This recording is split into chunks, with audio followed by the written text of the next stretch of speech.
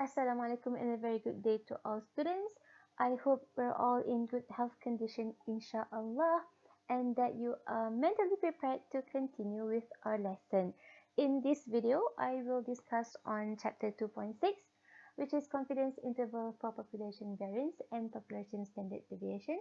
But before I can start with the lesson, it would be best if you can have your formula book right by your side throughout this video. So if you don't have it with you right now, you might as well just pause this video and go get it. Okay, so are you ready? Now before we can jump into this subtopic, I need you to be very familiar with these notations. Now do you still remember what is the difference between these notations and these notations?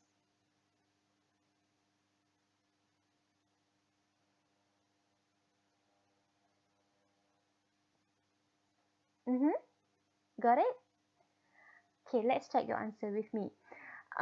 Sigma square is for population variance, while S square is for sample variance. And below here, sigma is for population standard deviation and S is for sample standard deviation. That's right. So I'm glad that you can still remember, inshallah.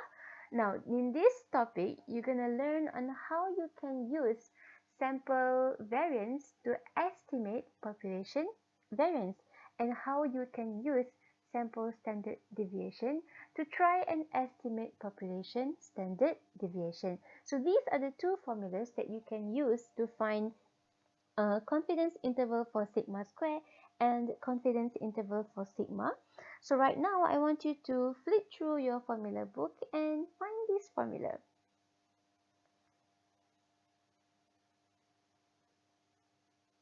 Can you find it? It should be on page 7, right? On page 7. But there is no formula for confidence interval for sigma.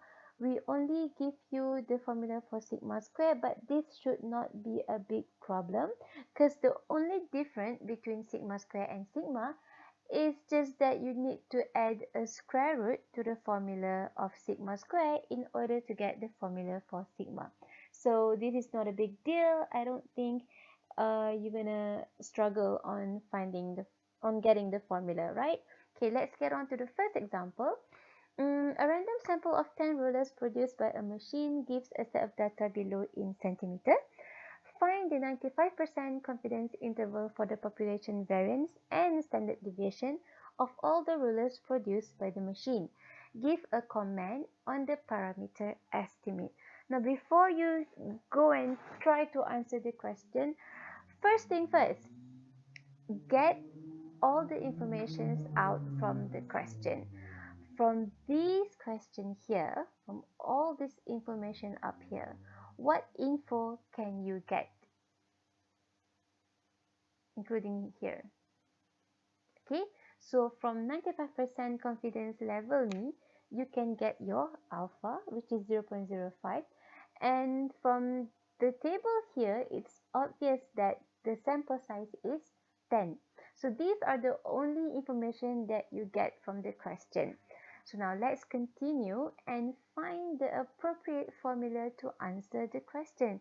So here they want you to find the confidence interval for population variance and population standard deviation. So therefore you go on and find the formula for sigma square and for sigma, right? So this is the formula for sigma square. Let's have a look at it. So in this formula, you have the element of n, and then you have s square, and then you have these two different critical value. Okay, come on. Look at this carefully. This critical value on the lower limit of the confidence interval is different with the critical value used in the upper limit of the confidence interval. Okay, I'm going to show you how to find this later. So before that, let's check. What do we have? So far, n dah ada, which is equal to 10. And that's it. What else do we need? We still need to find what is s, and we still need to find the critical value here. So s you can easily find from the data given to you. Just input this data into your calculator and get the sample standard deviation, right? So therefore you can get S. In order to get the critical value, you're gonna be looking for the critical value from the chi-square distribution table. Now everyone, please open up your formula book, look up for table 6. Before this, we had been looking to table 4 and table 5. Now, for sigma square and sigma, your critical value comes from the chi-square distribution. Now, this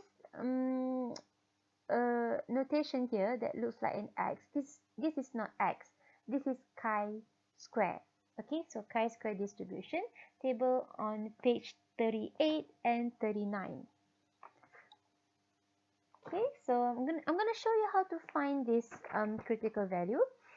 So let's have a look at the solution here. Okay, so this is the critical value for our lower limit, and this is the critical value for the upper limit, right? Chi-square alpha over 2 comma v. So v here is n minus 1. Yeah. So alpha over 2 is 0.05 over 2.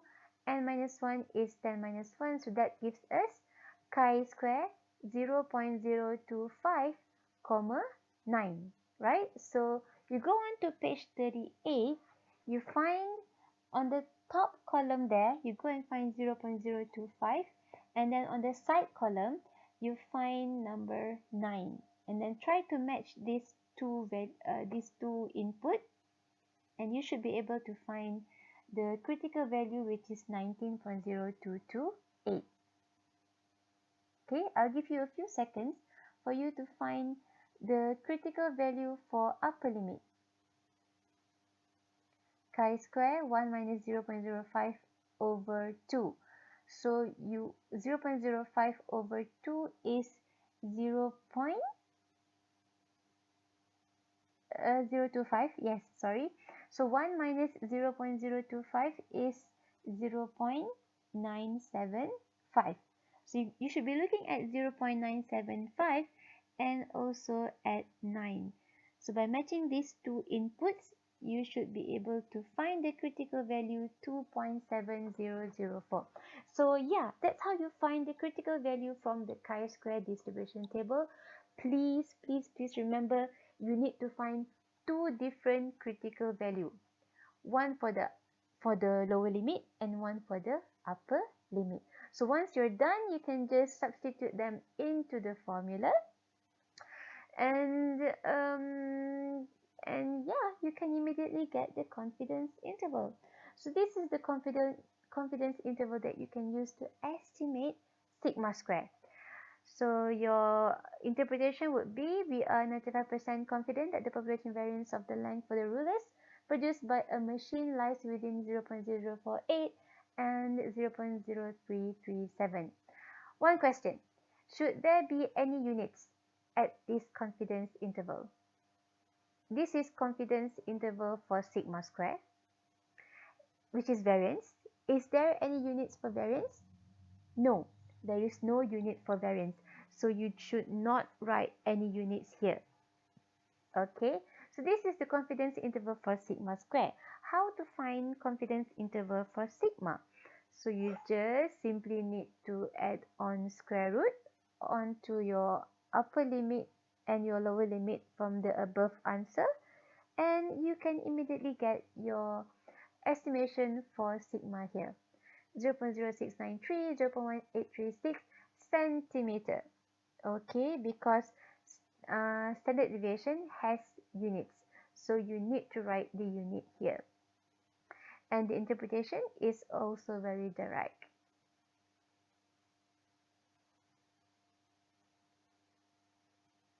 Okay, so that's one example on how you can use the formula to estimate sigma square and also to estimate sigma. Before we end the video, I need you to know that we also have the formula to find the confidence interval for the one-sided lower bound confidence interval and one-sided upper bound confidence interval. Now let's have a look at it right now. For the one-sided lower bound, your confidence interval should start from the lower limit a until infinity, right? And so your confidence interval should look something like this. Okay, so this is the formula for the lower limit a. Please be aware that alpha here need not be divided by 2, comma, infinity, because standard deviation can be as big as possible, right? And next, for the one-sided upper bound, your confidence interval should start from 0, comma, b, which is the upper limit that you can use this formula to find b, right? Why do we start from 0 for sigma and sigma square? Because sigma and sigma square will never be 0. I'm sorry, not only sigma and sigma square, even s and s square can never be less than 0. Standard deviation and variance cannot have a negative value, so it starts with 0. Alright, so these are the formula that you can use to estimate sigma square and sigma. I would like you to try these exercises in your module, okay, and then check your answers with the answer provided in the book. If you have any questions, please do WhatsApp me you by the WhatsApp group, using our WhatsApp group, okay? So I think that's all for this video. I hope you understand my explanation, and I'll see you again in my next video. So bye bye.